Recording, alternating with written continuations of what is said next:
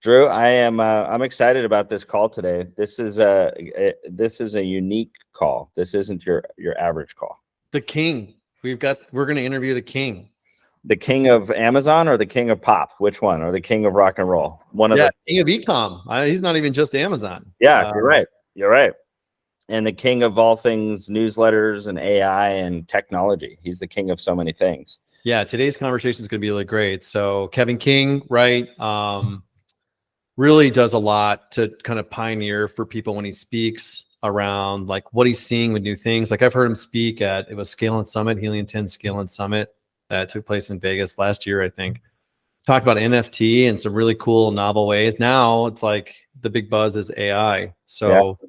I'm looking forward to hearing more from him about what his thoughts are and where he's seeing this stuff go. Yeah, and I'm looking forward to meeting him.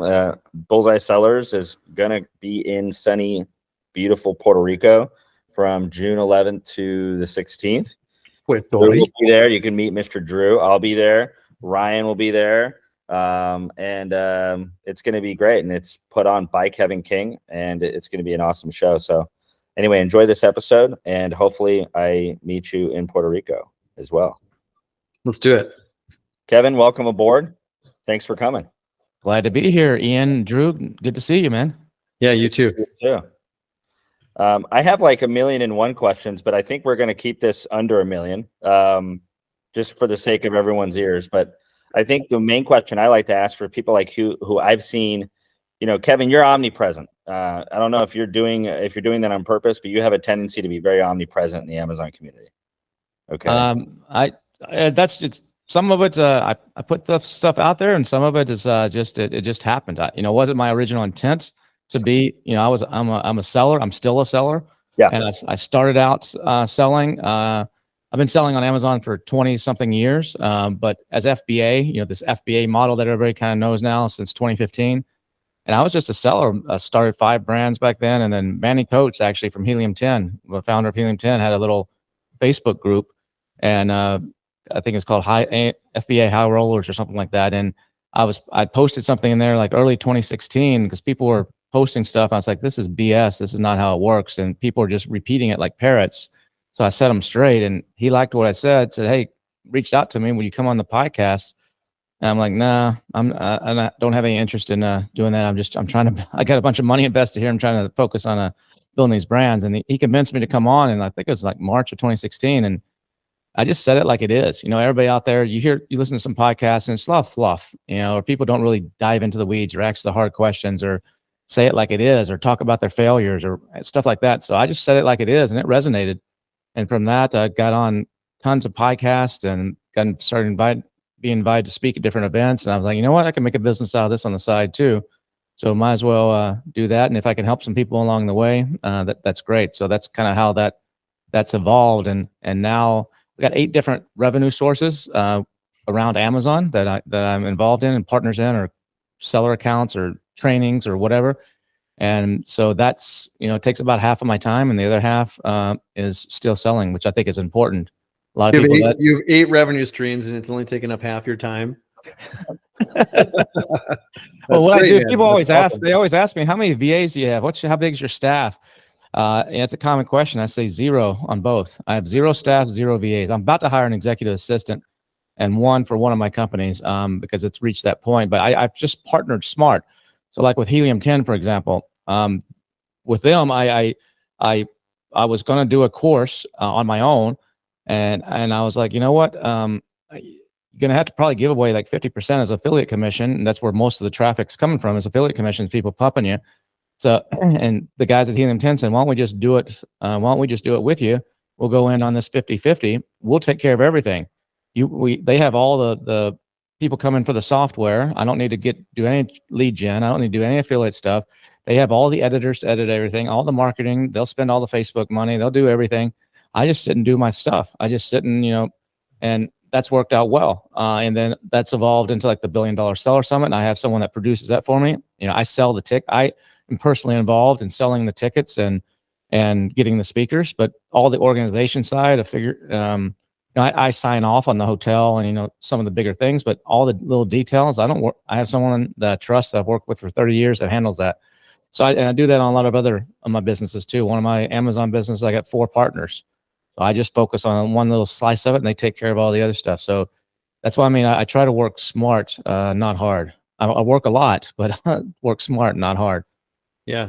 But I've been there where I had an office. I had, $5,000 a month rent. I had 16 people working for me. And I don't want to go back there. A lot of people, they get into this business. It's all about how much money can we make? They brag about, I'm an 8-figure seller or a 9-figure seller. I don't give a crud about what those are.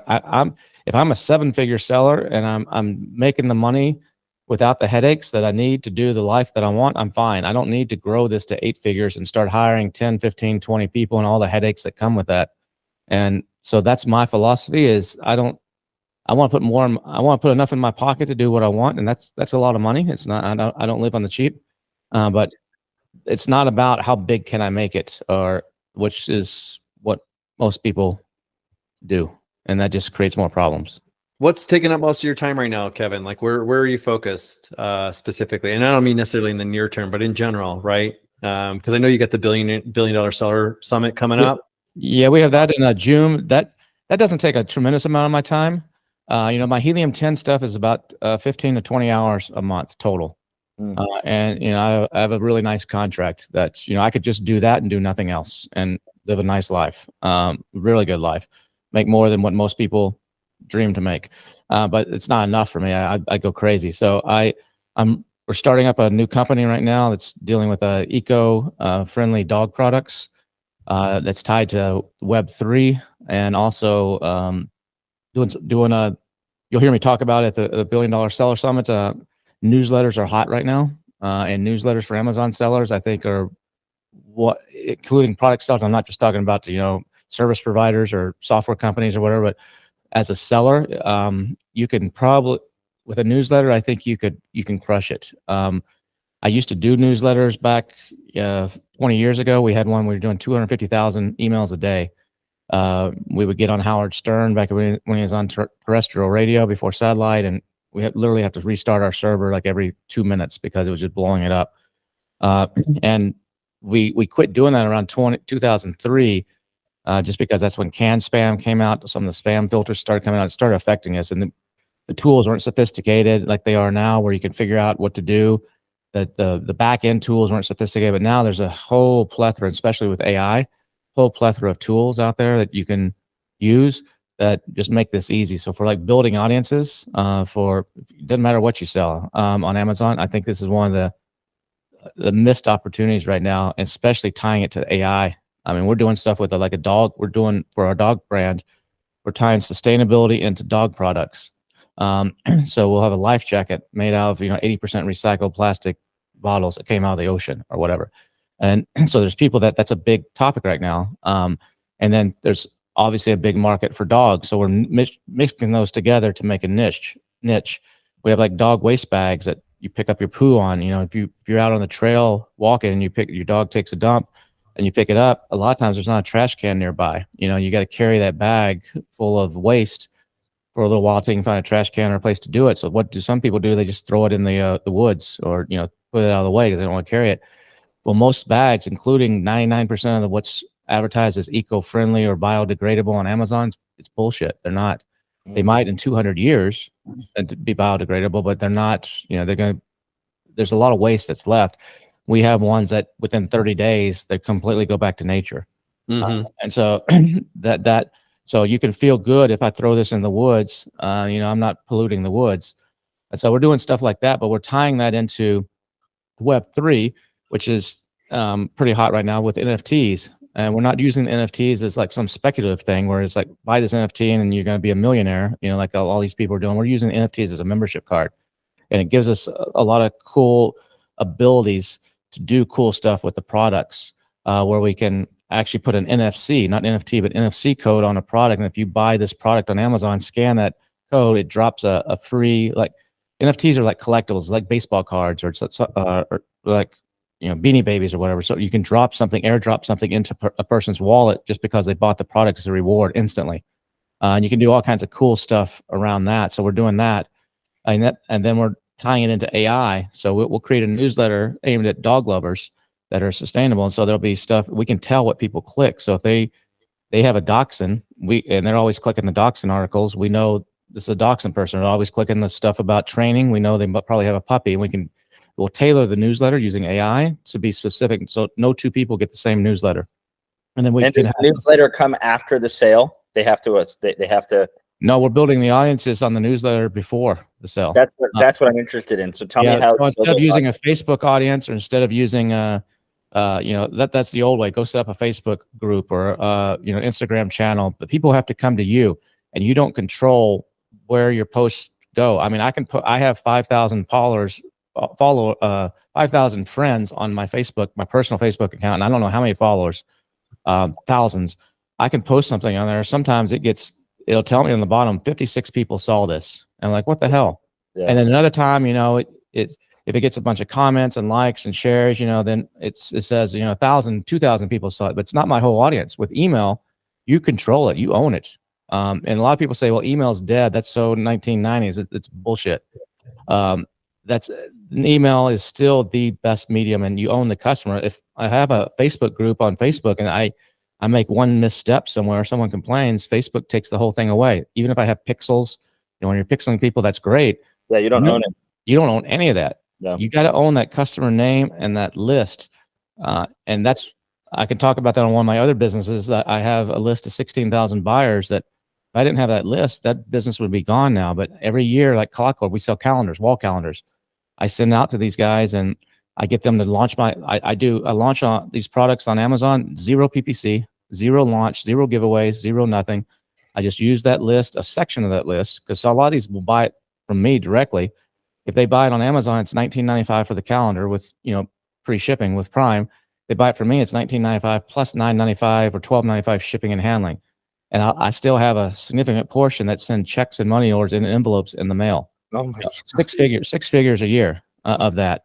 Wow. How do you get from 0 to 15,000 people on these lists? So that's kind of what I'm wondering. Like the guy listening that's going, okay, great idea. How do I start? Well, if you have an audience, I'm doing it on 3 different places. I'm doing one with my Amazon crowd, which I already have a list. I already have a way to get that going really fast and through referrals, and people know me. So that one's fairly easy. Yeah. If you don't have a list, you're like, I'm just starting and I don't have nothing. There's techniques. I can't go into them here. I'm showing these at the $1 Billion Seller Summit. I'm like showing you, here's the 20 tools you need to know. Here's the way to do it, to go from 0 to 100, 100 to 1,000, 1,000. So I can't give that away here because it's going to be there. But I can talk about some of the more general things on it, but there's ways to do it. And then of course, as you're selling, you're getting people on a list.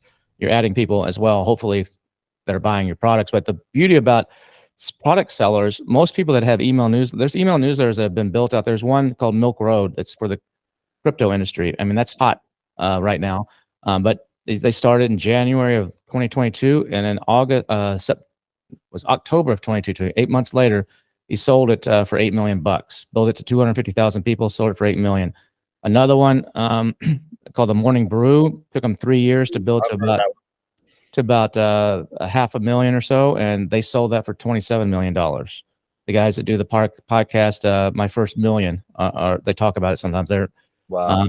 And then there's another one that sold for $75 million. It's a hot new industry, and there's a lot of people chasing shiny objects over there.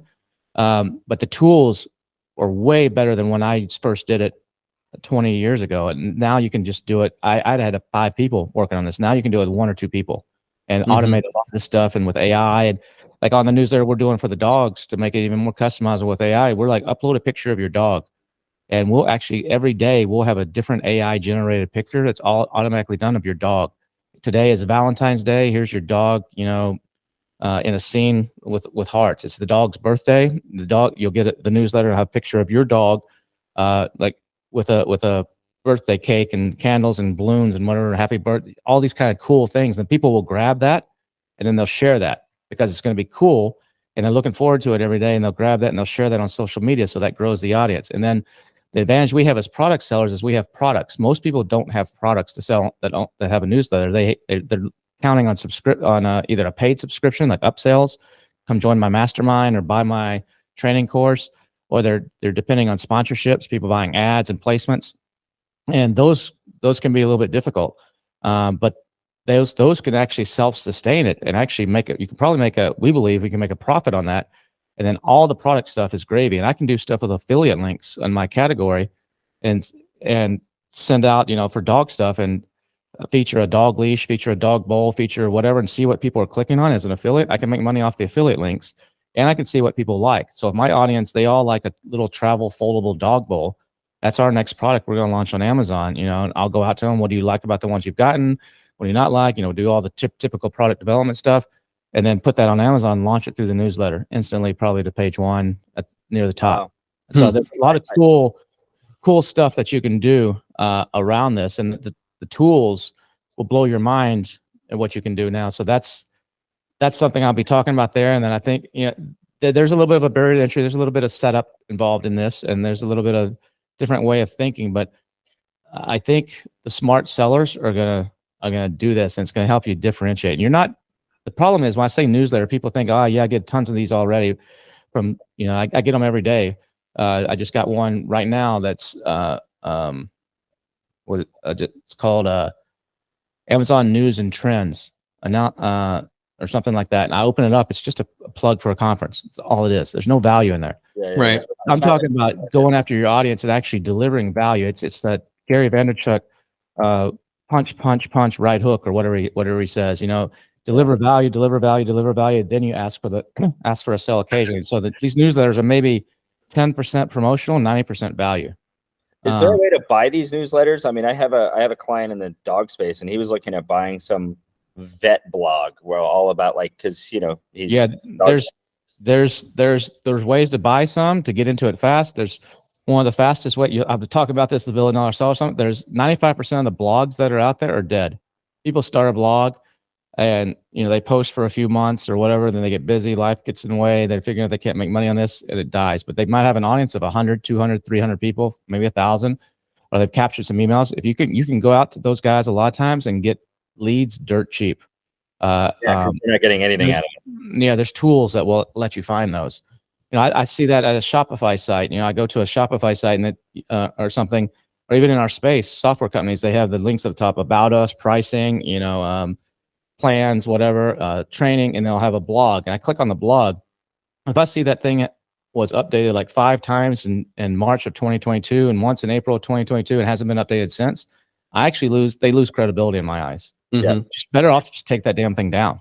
I'm really fascinated by this newsletter concept, this Web 3.0 newsletter idea.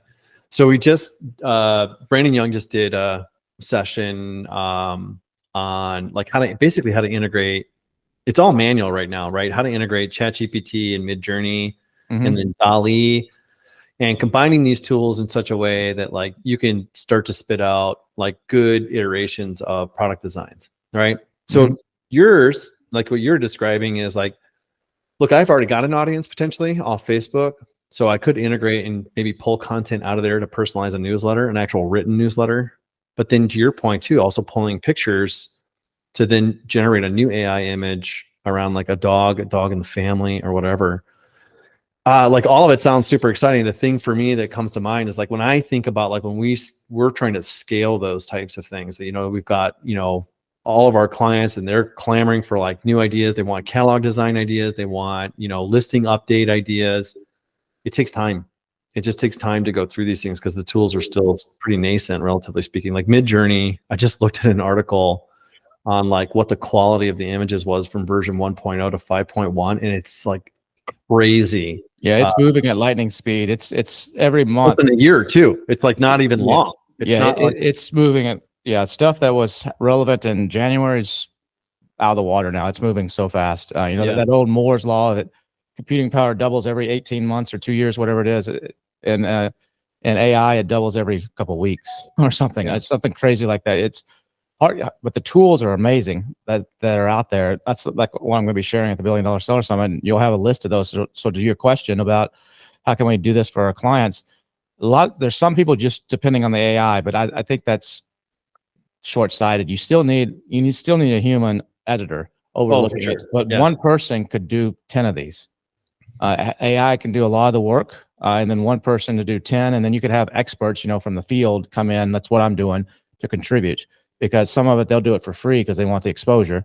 When you have a big enough list, but there's the tools are just from when I did it before to now are night and day difference. And I always say, what's old is new again, or what's new is old. So younger people in their 20s and 30s, they hear about newsletters like, oh, this is so cool. This is like, dude, we were doing this 30 years ago. People are sending them through the mail. There's nothing new. It's the technology and the way the medium and the opportunities that are new. So I have I have a huge background in it, so it's natural for me. But you could do this probably with, it depends on the level you want to do it at. One of the keys on newsletters is I subscribe right now to about 25 or 30 of them. And some of them, one of them's like for women. And I have no interest in beauty products or whatever. I just want to see what the heck they're doing. How are they embedding affiliate links? What's the personality? These newsletters, everyone, personality is super important. It can't just be straight facts. You got to, the way you write it, the words you use. Do you cuss or do you not cuss? Do you make jokes or not jokes? It is important. And these newsletters get open rate. If you get a 45% open rate on an opt-in newsletter, that's considered pretty good. So most of them are getting 30 to 40% if you do it right. But that's if you got a list of 10,000 and you're sending this out even once a week, that's 4,000 to 5,000 people that are opening this and at least skimming it. Yeah, I like this idea. Like, it's like, look, I got a list of 10,000 people, beauty product. I've got a list of 10,000 people. My product is kind of, if you assume, I'm going to use a men's beauty product because I can relate to it better. But if I think about like a beard oil, which I don't have my beard right now, but if I have a beard oil that I'm using on my beard, what's the beard oil that I'm going for? And if I like the one that we were playing around with Midjourney was one that was based around an auto shop, right? So like cans of oil, the old like squeaky can kind of squeezy thing. And like, we were like, hey, show some brands around this. Now I've got a list of 10,000 men who buy beauty products or buy my beauty products. If I go create 4 personas around that, right? Mm-hmm. And I can segment those 10,000 people around those personas. Now I've got 4 custom newsletters that go out to each of those different personas of that 10,000 group. Yep. And it's easy to do now. It's customized and you don't need a huge list. You don't have to have, like Ian said, 15,000 people on a list. You just need 1,000 good people that are opening this, and it can move mountains. And you don't have to have a huge list to make these work. Niche down can be great. And like what you said, you can either get that information, like, if the beard guys they're auto people, you can actually have Midjourney, all their images or in auto shops or with cars or whatever. Right. If they're motorcycle people, and you can have it motorcycle, and you can even have a section of the newsletter every day that's a tip, not about beauty, but it's some news or some sort of cool thing about motorcycles. And the other guy gets one that's interesting about tips about cars. And then there's other stuff about hygiene and all the other stuff that you might have in a normal beauty thing. And you can test other people's products. You're thinking about, here's 20 products I'm thinking about doing, put them as affiliate links, make a little bit of money and see what people are buying and get their feedback from those. And there's so much you can do. But what I love about this is like, there's a lot of the stuff that's going on in the news right now is about the fear of like job loss and like all this, like this is going to be so dramatic. It's a big deal. And what I like about this conversation is we're talking about how you use these tools to go next level, right? So if you're a copywriter right now, right, or a designer or somebody who's like in that space, like doing things like this conversation is about how do you take your existing skill set, because you know what needs to be done, but use the tools in a way to really drive a lot of value for clients. It's really moving away from the fingers on the keyboard work, which is kind of pre-Chat GPT, pre-Midjourney kind of thinking. So how do I do this and really take it to the next level? Yeah, and the tools, it's going to displace a lot of people. I mean, so there's a lot of fear mongering going on right now. There's no doubt, but people will adapt. I mean, when 100 years ago, the jobs were all farming, and you're out picking blueberries and wheat and whatever. And then the Industrial Revolution came, and it knocked out a lot of jobs. But we adapted, so it's going to happen. People are going to lose their jobs, or they're going to get replaced. But it'll adapt. And the ones that adapt the quickest and the easiest are the ones that learn this stuff and learn how to do prompt engineering, that are graphic artists and learn how to actually go in and they actually learn. They may not have learned this before. They just know how to make it look pretty. But when you can tell Mid-Journey, use this aperture and this focal lens and this blah, blah, blah, you're going to need some of that. If you have those skills, you're poised to crush it on this. I mean, there's a guy named Ori that's an artist. That was a AI convention I went to back in April. And he's a traditional hand-drawn kind of guy, but he's adapted to this AI, and he's using, like exactly what you said, all his knowledge and techniques to actually create amazing stuff now with AI. And that's what, and right now in our space, in the Amazon space, most of the AI is, everybody's using it because it's it's the thing to get on. It's just like 20 years ago, everybody had to have .com at the end of their name. If Drew, you, and Ian were starting a dry cleaning store, you call it Drew and Ian's .com store. Yeah. Even though if you didn't have any internet, so everybody's putting AI or IO on the end of everything now. Yeah, for sure. Yeah, and totally. It's not that. But and most in our space is just, here's how to rewrite your title. Here's how to rewrite your bullets. Maybe some people are getting a little more sophisticated, how to use the tools to analyze your PPC. It goes way beyond that. Steve Simonson is going to be talking about it at the $1 Billion Seller Summit, showing some draw-dropping stuff. Way beyond that, like how to systemize your business with it and how to do a lot of cool stuff. So it's going to, I think the AI is, like Steve says, it's like the invention of fire. It's that profound. And it's only going to become more and more in our lives. And there's some bad sides to it. Fire is hot. We're not going to know what's real and what's not real, in the future. Now, a lot of times you can still tell if there's a Mid-Journey pictures, the hand is off, or the face is a little distorted or something. Yeah, 7 fingers on the left-hand side. Yeah, like, that's going to get fixed. And so, like the 2024 political election, I'm concerned because we know about it, but the average person on the street that doesn't even know who the vice president of the U.S. is, the Jay Leno street walking kind of person that you used to see, where they'd ask them, what state's the Grand Canyon in, or what country is the Grand Canyon in? They don't know. Those people are going to get fooled a lot, and there's going to be a lot of misinformation and a lot of stuff. So there's some legitimate concern, but from our point of view on the business side, this is a massive opportunity. And if you're not messing with it now, or at least dabbling your feet and learning some of the lingo, and you're going to be left behind. It's funny though, man, because like we're not talking about this right now, like in as a culture, but the tools that are going to go and validate that information are going to be the same tools that create it, right? So if you're saying the Grand Canyon, is a monument from China, and there's a lot of people that believe it, there's going to be tools that go out there and validate whether or not that post is accurate, or not, right? They're just not there yet, right? We're not having that conversation yet, but the same technology can be used with the inverse to actually validate truth. Yeah, that's true. Yeah, no, that's going to be the issue, and we're going to have to figure out, what was, I can't remember the specifics, but right now, like on crypto, if you have a MetaMask wallet, it's 24 individual words that you have to memorize. Now there's a way, write down and put in a safe or whatever. If you forget them, you're screwed. Or if you don't have, backed up somewhere, you're screwed. To crack that in the current technology, it takes, I forgot, something like 3,000 years or something for whatever that's not the exact number, but it's some crazy number like 3,000 years that it will take a software program trying all kinds of different combinations to crack that. Quantum computing is expected to start debuting around 2026, 2027 is the prediction right now. That's going to change everything again, because that will allow what's taken 3,000 years now to crack a password, it can do it in about 30 seconds or a minute.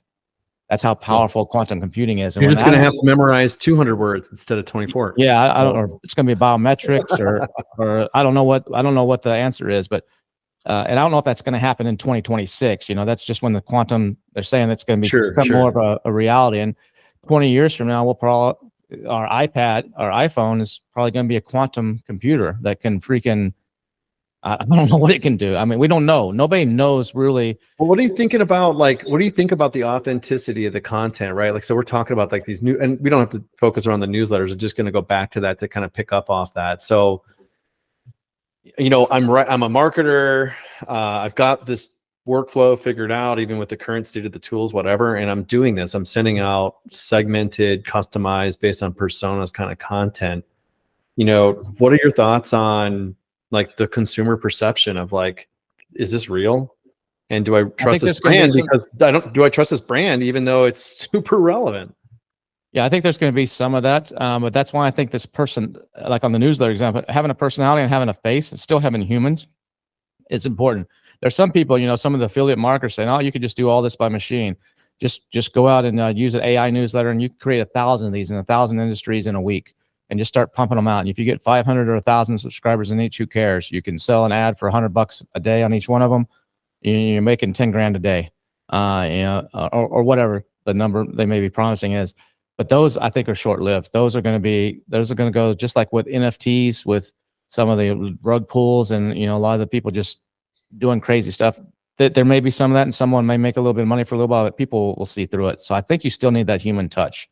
Mm-hmm. You still need some sort of human touch where, they, and how you're going to validate that. The old way, if you're dating somebody and saying, hold up a newspaper with today's date next to your picture, so I know that you're not catfishing me.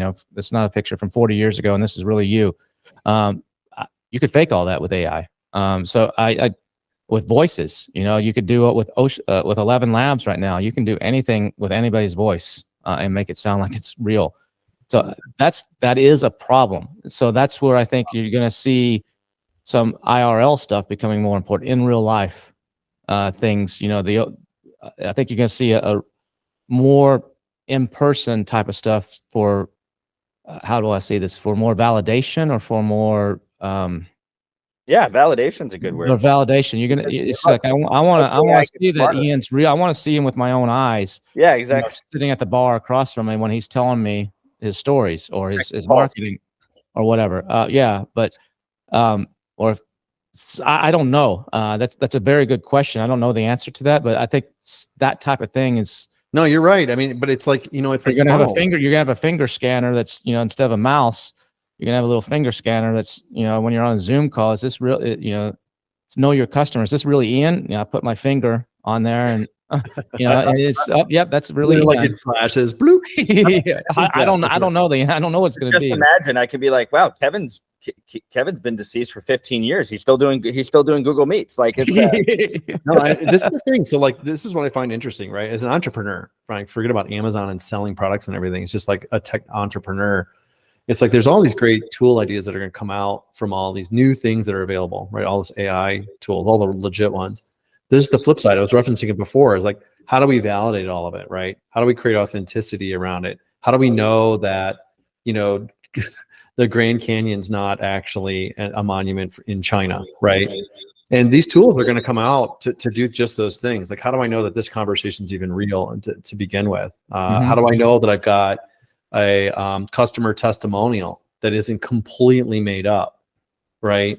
I mean, right now that's something. There's people buying reviewers on Amazon that are using AI to write the reviews. I know of 2 of them specifically that told me they don't write any of their reviews anymore. They're buying reviewers getting 20 products a week and or more, and AI is writing all the reviews. They just go AI writes 5 stars. I'm okay. That's right. So that's already happening with. And Amazon is about to shift. I don't know if you've seen they did an Amazon science. I think it's at science.amazon.com. You can probably find it. Yeah, I've been there. There's a story from last year where they actually said they're going to start using reviews to actually rank products. Not how many stars you have or not what the score is, but what people write in the reviews. They're using semantic indexing to actually use what people are saying in your reviews to determine whether you rank in spot 3, 5, 10, 20, or whatever. Not just your SEO. For the audience, it's Amazon.science is the address. Yeah. Sorry about that. There's a paper from last year where they talked about it at a convention in Norway, and I think they may have started to implement. I can't get confirmation, but I think they may have started to at least dabble or test that.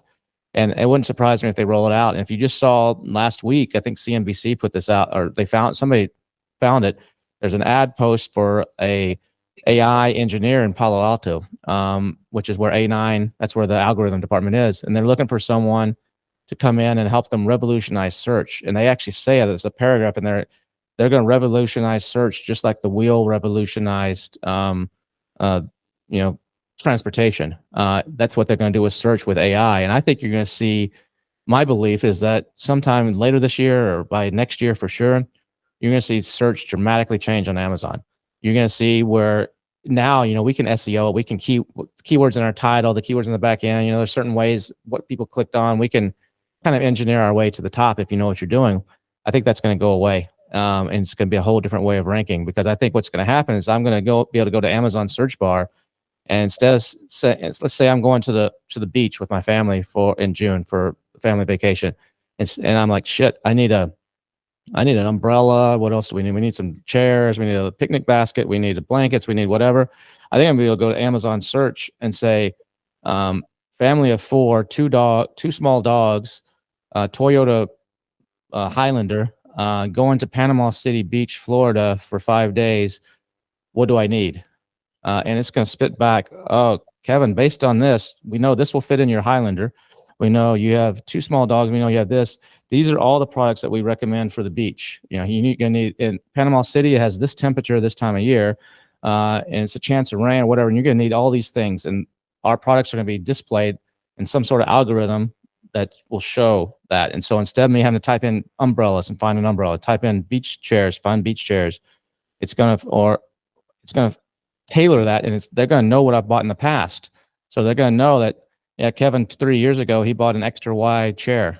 So he must be a bigger guy. So we need to make sure he has a sturdier chair or whatever. I think it's going to get to that level. Yeah, sure. How are we going to game that? Like we do now as Amazon sellers, there's all these SEO techniques, and I'm sure there's going to be ways, but it's going to radically change. And I think when that happens, I think you're going to see some businesses that are doing 50 million a year on Amazon go to $1 million a year. I think you're going to see the inverse too. Some people that are doing $1 million a year, all of a sudden be exploding. And I don't know. I don't have the answers yet. I don't know exactly what they're doing, but I firmly believe it's coming, and it's going to change everything. This is great. I love this conversation. I don't know if I like it or if I'm freaked out. Like I'm just, it's both. I love it, and I'm totally scared, right? Because exactly. Right, like we run an agency, so the things that we're doing, the things that we were doing 6 months ago aren't working today. Forget about AI, right? There's just it's changing. Now you've got this like huge tsunami of change that's on its way. We know it's there. We don't know what to do with it or how to react to it. We're just going to be literally clamoring around like a literal tsunami to try to survive it. And we're going to be another reason to own your own list. Be as stupid as everybody else for a little bit. Everyone's going to be equally stupid, and then everyone's going to have to race to figure it out. Right? That's that's a good point, man. Yeah, but this is why you need to be on top of it now, and at least getting a cursory knowledge of it and seeing what's coming. Yeah. Because that way you're better prepared and not going to be caught off guard. The people that are just poo-pooing it, or all they've done is I signed up for OpenAI and went and played with ChatGPT a little bit. Or I dabbled with Midjourney, and that's kind of cool. You need to go much deeper and follow some of these newsletters, follow some of these things that are happening, and stay on top of it and be prepared. And that's the other reason, like I said, for starting a newsletter, is you own that. If you can do that now before all these radical changes come, you own that audience and you own that list. At least you have something. Kevin, what would you like, top 3, top 5, whatever you want to share? Like, where should we be paying attention? Like what newsletters, blogs, articles, websites, whatever, Facebook post or groups should we be following? Well, you should follow something that's of your interest. So there's tons of them. There's 100,000 plus newsletters out there around different subjects. So you should follow something of your interest in, but be almost reverse engineering, studying them, what they do. How are they writing? How long are they? How long? No, I meant, I'm sorry, I wasn't clear enough. I meant like articles to stay on top of, like, things that are going on with this new tech, AI. With AI? Yeah. Some of the better ones, like Bot Eat Brain is a really good one. Neon Pulse, which is started by the guys that started Seller Tools. They sold that to Carbon 6, but one of the guys, Troy, started that. It's called Neon Pulse. Bot Eat Brain would be another one.